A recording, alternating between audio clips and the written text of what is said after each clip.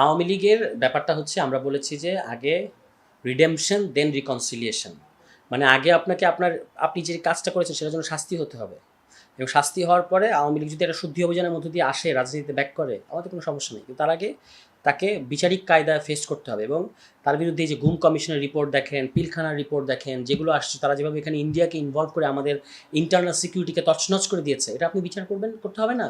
তারা কোনো normal political পার্টির মতন না, তারা আমাদের ন্যাশনাল সিকিউরিটির জন্য একটা থ্রেট। এই জিনিসগুলো সুরাহা করার পরে আওয়ামী লীগ যদি জাতির কাছে ক্ষমা চায়, তাহলে তাদের রাজনীতির প্রশ্ন আসতে পারে।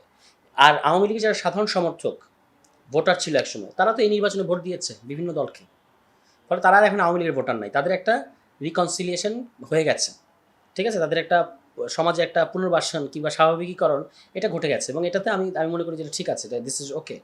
আর যারা ক্রিমিনাল, আপনি গতকালকেও আসলো যে তাদের যে মন্ত্রী ছিল, নৌপরিবহন মন্ত্রী ছিল, কি যেন লোকটার নাম, খালিদ, কি আয়েসটি জীবনযাপন, সুপার শপে কার্ড দিয়ে আপনার করছে, কোনো অনুশোচনা, কোনো গিল্ট নাই। আর তাদের সাধারণ নেতাকর্মীদেরকে তারা রাস্তায় নামিয়ে দিয়ে মৃত্যুর মুখে ঠেলে দিতে চায়।